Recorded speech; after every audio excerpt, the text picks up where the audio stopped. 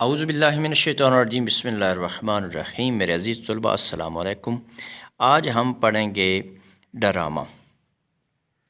تو چلتے ہیں اپنے آج کے موضوع کی جانب۔ اصطلاح میں ڈرامہ ایسی صنف ادب ہے جس میں ایک مکمل کہانی ہوتی ہے جو کرداروں کی حرکات و سکنات اور مکالموں کے ذریعے سٹیج پر پیش کی جاتی ہے۔ اس لیے ارسطو نے اسے کسی ایسے عمل کی نقالی سے تعبیر کیا ہے جو مکمل ہو۔ ڈرامے کے اجزاء میں نہ صرف کہانی، پلاٹ، کردار اور مکالمے اہمیت کے حامل ہیں، بلکہ اس کے لیے سٹیج، پس منظر، موسیقی اور کرداروں کا عمل بھی اتنا ہی اہم ہے، کیونکہ ان باتوں کا تعلق براہ راست ڈرامے کی پیشکش سے ہے۔ ڈرامے کا بنیادی عنصر کہانی ہے۔ اس کا تانا بانا ڈرامے کا پلاٹ ہے۔ منطقی طور پر کہانی میں جس قدر باطنی و معنوی ربط ہوگا، اسی قدر کہانی اچھا تاثر دے گی۔ کسی بھی ڈرامے کی دلچسپی اس کے بنیادی کرداروں کے باہمی تصادم اور کشمکش کانفلکٹ میں مضمر ہے۔ کردار جتنے زندہ اور حقیقت کے قریب ہوتے ہیں، اتنے ہی وہ ناظرین کے دل و دماغ پر اچھا تاثر چھوڑتے ہیں۔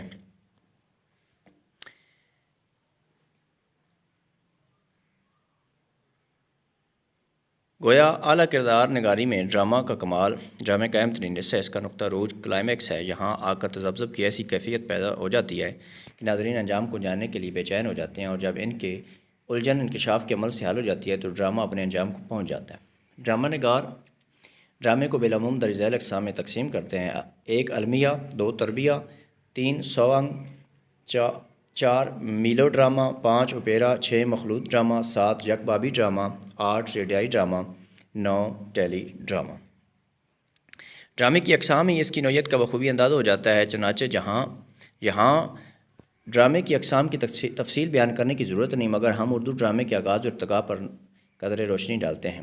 اردو ڈرامے کی ابتدا واجد علی شاہ کے عہد میں لکھنؤ سے ہوئی۔ اس زمانے میں سید آغا حسین امانت لکھنوی نے ایک ڈرامہ اندر سبا لکھا۔ اس ڈرامے کو اس لحاظ سے بجا طور پر اردو کا پہلا ڈرامہ کہا جاتا ہے کہ اس سے پہلی دفعہ عوام کے سامنے سٹیج پر پیش کیا گیا۔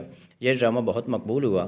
19ویں صدی کے آخر میں اردو تھیٹر کا آغاز ہوا تو ضرورت کے تحت ان گنت ڈرامے لکھے گئے جو بہر دور اردو ڈرامے کے ارتقاء میں انتہائی معاون ثابت ہوئے۔ اردو ڈرامے کی تاریخ میں آغا حشر کاشمیری 1879 سے لے کر 1935 عیسوی کا نام سنگ میل کی حیثیت رکھتا ہے۔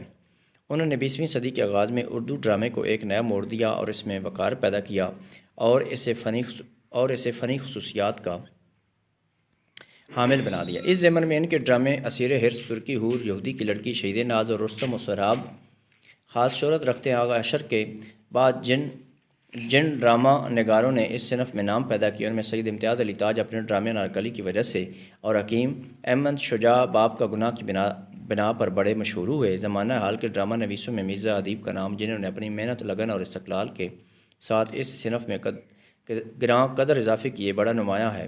ان کے ڈرامے پس پردہ پر انہیں آدم جی انعام مل چکا ہے۔ انہوں نے کشمیر اور فلسطین کی تحریک آزادی کے موضوع پر بھی ڈرامے لکھے جنہیں بہت پسند کیا گیا۔ مرزا ادیب کے علاوہ جن اہل قلم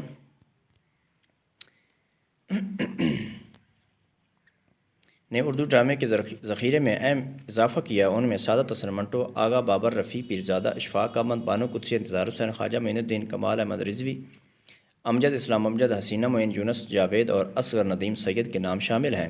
ہمارے ہاں سٹیج ڈراموں کی حالت تو شاید اتنی اچھی نہیں، مگر ٹی وی ڈراموں کو آج بھی ہر جگہ قدر کی نگاہ سے دیکھا جاتا ہے۔ تو میرے معزز ناظرین، اگر آپ کو میری یہ ویڈیو پسند آئی ہے تو اس کو ضرور لائک کر دیں، شیئر کر دیں، اور میرے اس چینل اردو ادب اور ادب کو ضرور سبسکرائب کر دیں۔ اس سے میری بہت زیادہ حوصلہ افزائی ہوتی ہے۔ اللہ آپ کو دنیا اور آخرت کے ہر امتحان میں کامیاب کرے۔